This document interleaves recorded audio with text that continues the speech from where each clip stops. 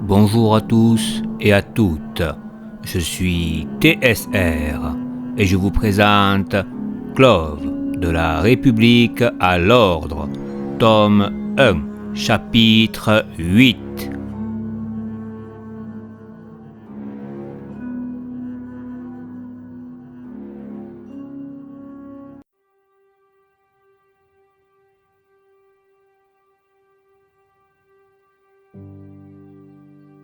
Le commandant d'Hydrion a fait passer à son équipe plusieurs épreuves en solitaire pour les évaluer sur leur compétence à réagir à diverses situations. Il sentait que l'atmosphère était toujours sous tension. Chacun voulait prouver qu'il était plus compétent que les autres. En soi, il réussissait les épreuves individuelles, mais une fois en équipe, plus rien ne fonctionnait.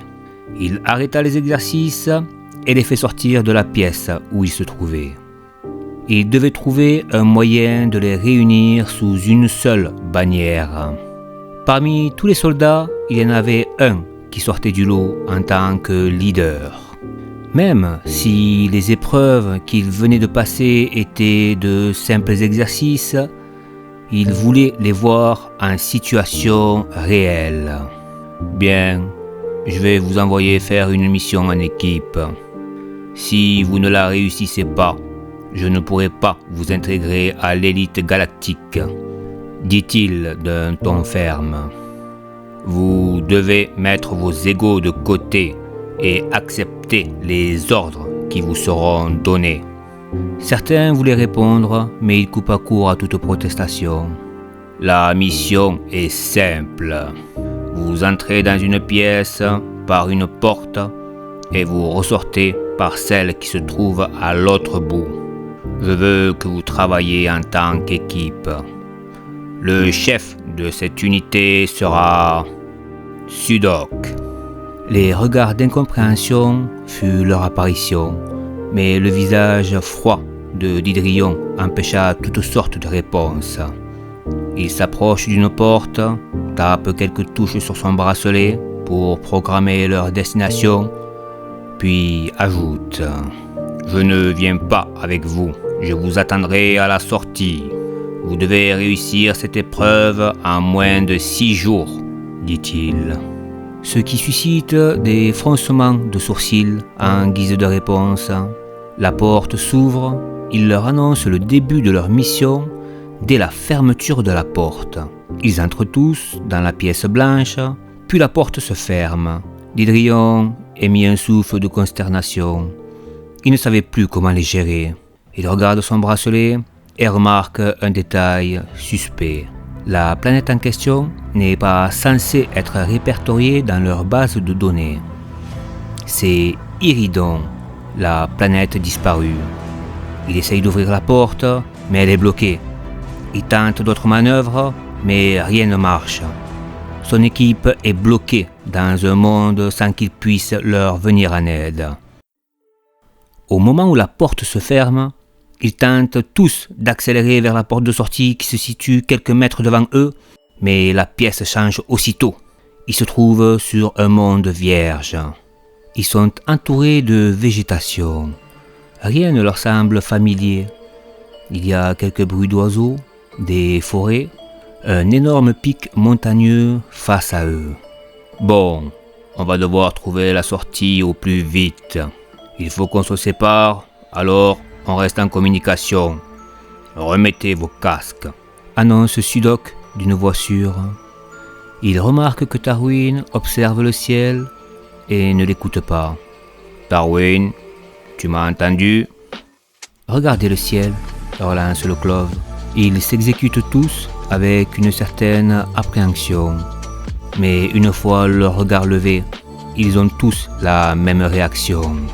Ils gobent le peu de salive qu'ils ont au fond de la bouche.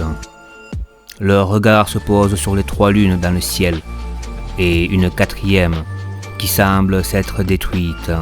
Les morceaux de celle-ci flottent autour des 3 autres astres. Ils reconnaissent tous l'image qu'ils ont sous les yeux, car elle fut illustrée par une photo. Puis ce monde en question a disparu. Iridon est la première planète que le diktat de la lumière a détruite durant la guerre. Pourquoi nous a-t-il envoyés ici ? Demande Chenel. Nous devons fuir au plus vite, relance aussitôt Dorga. Pendant que toute la troupe s'attelait à trouver une solution, il remarque que Tarwin sautille sur place, puis prit une poignée de terre friable qui concasse pour observer sa chute. « Mais qu'est-ce que tu fais ?» demande Lavistis. Il ne répond pas. Au contraire, il continue ses actions qui leur paraissent farfelues. Il goûte quelques brins d'herbe, fait s'entrechoquer 2 cailloux, puis en prend un autre et le lance dans les airs. Ce dernier disparaît dans le ciel. « Tu es devenu fou ?» s'écrie Chenel. « Non, je voulais savoir s'il s'agissait d'un hologramme ou pas. »« Et alors ?» reprit Sora. « Il y a une gravité différente de celle du centre galactique. Quand on était sur Vilsar, il y avait la même gravité que celle du centre galactique, alors qu'elles ne sont pas identiques. Les vraies planètes ont des gravités plus fortes, et de plus, l'écho dû aux pierres et à la voix terrifiante de Chenel ne sont pas soumis à une restriction de son, et ma pierre a bien quitté le système atmosphérique. Du coup, on dirait qu'on est dans un vrai monde. »« C'est impossible. Nous n'avons pas pu quitter le centre galactique comme ça. On ne peut téléporter sur de si grandes distances, » dit le Savaran. Au loin, le cri d'une bête se fait entendre. Elle leur glace le sang. Tarwin, lui, veut en savoir plus. Il s'envole pour se diriger vers les hurlements, mais Dorga l'empêche en se plaçant devant lui. « Tu ne vas nulle part, » dit-il, ce qui fait sourire le jeune Clove. « Tu n'as aucun ordre à me donner, Dorga, » répond-il. Son sourire prend des traits effrayants. « Si tu restes devant moi, je n'aurai aucune compassion pour toi, » rajoute-t-il. Puis il lance une boule de feu sur la plateforme incolore où se tenait Dorga, qui le fait tomber au sol, puis partit aussitôt, sans être retenu. Le reste du groupe ne savait pas comment réagir. « Trouvez la sortie, je me charge de le ramener », lance Sora, tout en s'envolant vers la même direction. « Bon, c'était quoi ça ?» demande Sudok au Clove. « Tarwin ne m'aime pas. En fait, je pense qu'il a plus d'affection pour vous que pour son propre peuple, » répond-il. Ce qui fait sourire la jeune femme. Tarwin survole une forêt bien trop boisée pour qu'il puisse voir le sol. Il n'a pas d'autre choix, il décide d'atterrir. Il ne perçoit rien aux alentours. Il se déplace entre les troncs, puis un bruit se fait entendre derrière lui. Il dégaine son arme tout en faisant une rotation et stoppe sa lame à quelques centimètres du cou de Sora, qui n'a pas vu le coup venir. « Tu fais quoi ?» demande le Tyrien. « Je croyais que tu étais l'animal, » répond-il en murmurant. Le cri se fait à nouveau entendre. Ils se sont rapprochés de la bête. Des pas de course arrivent vers eux. Ce sont 2 individus, des tripolons en tenue de soldats. Ils stoppent leur course en voyant les 2 compères les observer avec un air surpris. Le Clove range son arme tout en s'approchant d'eux, suivi de près par le Tyrien. Quand ils se font face, les 2 félins sont tout aussi surpris qu'eux. Ils commencent à leur annoncer qu'ils doivent quitter la zone car une bête rôde. Au même moment, Tarwin fait des gestes de droite à gauche avec son corps devant eux, ce qui les surprend encore plus. « Il est stupide ou quoi? On vous dit qu'il faut partir d'ici ?» Le jeune Clove se met à sourire, tout en regardant son coéquipier. « Ils sont réels, j'avais raison, on est bien sur un vrai monde !» lance-t-il, tout en se dirigeant vers la position de la créature. « Tarwin, non, ne fais pas ça !» dit le Tyrien, tout en essayant de retenir sa voix. Mais il partit trop vite pour l'entendre. Le jeune homme a parcouru plusieurs mètres à travers la forêt. Il se trouve dans une zone où il n'y a plus aucun bruit.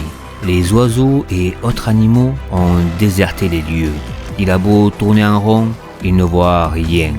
Déçu par le manque d'indices, il se rattrape en utilisant son bracelet.